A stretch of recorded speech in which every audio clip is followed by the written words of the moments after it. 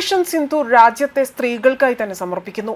നമ്മുടെ പെൺകുട്ടികളുടെ സിന്ദൂരം മായ്ച്ചു കളഞ്ഞ ഭീകരന്മാരെ ഈ ഭൂമുഖത്തു നിന്ന് തന്നെ ഇല്ലാതാക്കി. ഭയന്നു വിറച്ച പാകിസ്ഥാന് ഈ ലോകം മുഴുവനും രക്ഷയ്ക്കായി അലയേണ്ടി വന്നു. എന്നിട്ടും ഒരു ചുക്കും സംഭവിച്ചില്ല. അതേപോലെ തന്നെ ആണവായുധ ഭീഷണി വേണ്ട എന്നും ആ ബ്ലാക്ക്മെയിൽ ഇവിടെ ചെലവാകില്ല എന്നും പ്രധാനമന്ത്രി നരേന്ദ്രമോദി.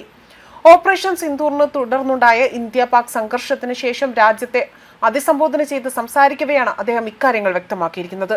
സ്ത്രീകളുടെ സിന്ദൂരം മായ്ച്ചു കളഞ്ഞവർക്ക് ഇതിലും വലിയ മറുപടി ഇനി നൽകാനില്ല എന്ന് തന്നെയാണ് അദ്ദേഹം വ്യക്തമാക്കിയിരിക്കുന്നത്. അദ്ദേഹത്തിന്റെ വാക്കുകൾ ഇങ്ങനെയാണ്: നമ്മുടെ പെൺകുട്ടികളുടെ സിന്ദൂരം മായ്ച്ചു കളഞ്ഞ ഭീകരരെ ഭൂമുഖത്തു നിന്ന് നമ്മൾ മായ്ച്ചു കളഞ്ഞുവെന്നും ഭയന്ന പാകിസ്ഥാൻ ലോകം മുഴുവനും രക്ഷ തേടി നടന്നുവെന്നും ആണവായുധ ഭീഷണി വേണ്ട, ആ ബ്ലാക്ക്മെയിൽ ഇവിടെ ചെലവാകില്ല എന്നും പ്രധാനമന്ത്രി പറയുകയാണ് ചെയ്തിരിക്കുന്നത്. പാകിസ്ഥാൻ നിവൃത്തിയില്ലാതെ തന്നെ നമ്മുടെ DGMനെ വിളിച്ചു. ഭയന്നപ്പോൾ ലോകം മുഴുവൻ രക്ഷ തേടി. എല്ലാം തകർന്നോടെ രക്ഷിക്കണേ എന്നായി. ഒടുവിൽ വെടിനിർത്തലിന് അപേക്ഷിച്ചു. നമ്മൾ ജാഗ്രത തുടരുകയാണ്. എല്ലാ സേനയും ജാഗ്രതയിലാണ് എന്നും ഇത് ചെറിയൊരു വിരാമം മാത്രം, പൂർണ്ണമായും പിന്മാറിയെന്ന് കരുതരുത് എന്നും ആണവായുധ ഭീഷണി ഇന്ത്യയോട് വേണ്ട എന്നും അദ്ദേഹം വ്യക്തമാക്കുകയാണ് ചെയ്തിരിക്കുന്നത്. അത്തരം നീക്കങ്ങൾ ഒരിക്കൽ പോലും വെച്ചു പൊറപ്പിക്കില്ല. പ്രകോപനത്തിന് വന്നാൽ തിരിച്ചടിക്കുമെന്നും മോദി പാകിസ്ഥാൻ ഇപ്പോൾ താക്കീതാണ് നൽകിയിരിക്കുന്നത്. ആണവ ഭീഷണി ഇന്ത്യയോട് വേണ്ട, അത് വെച്ചു പൊറപ്പിക്കില്ല എന്നും ഇന്ത്യക്കെതിരായ ഭീകരവാദ ആക്രമണത്തിന് ഉചിതമായ തിരിച്ചടി തന്നെ നേരിടേണ്ടി വരും. പ്രതികരണം എങ്ങനെ വേണമെന്ന് ഞങ്ങൾ തീരുമാനിക്കുമെന്നും അദ്ദേഹം വ്യക്തമാക്കുന്നു.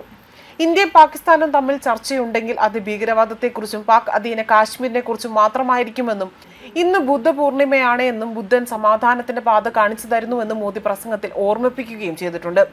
അതേപോലെ തന്നെ പഹൽഗാമിൽ അവധി ആഘോഷിക്കാനെത്തിയ സാധാരണക്കാരെയാണ് ഭീകരർ മതം ചോദിച്ച് കൊലപ്പെടുത്തിയതെന്ന് മോദി പറയുന്നു. അതുപോലെ ഭീകരവാദികൾ കാണിച്ച ക്രൂരത ലോകത്തെ പിടിച്ചു കുലുക്കിയതായിരുന്നു. കുടുംബങ്ങളുടെ മുന്നിൽ വെച്ചാണ് സാധാരണക്കാരെ ഭീകരവാദികൾ കൊലപ്പെടുത്തിയതും. ഭീകരരെ തുടിച്ചു നീക്കാൻ സൈന്യത്തിന് പൂർണ്ണ സ്വാതന്ത്ര്യം നൽകിയിരുന്നതായും മോദി പറയുന്നുണ്ട്. ഇന്ത്യ നൽകിയ കനത്ത തിരിച്ചടി ഭീകരവാദികൾ സ്വപ്നത്തിൽ പോലും പ്രതീക്ഷിച്ചിരുന്ന ഒന്നല്ല.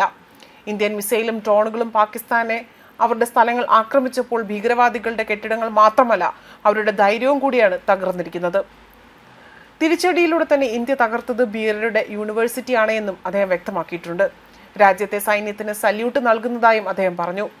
രാജ്യത്തിൻ്റേത് അസാമാന്യമായ ധീരതയാണ്.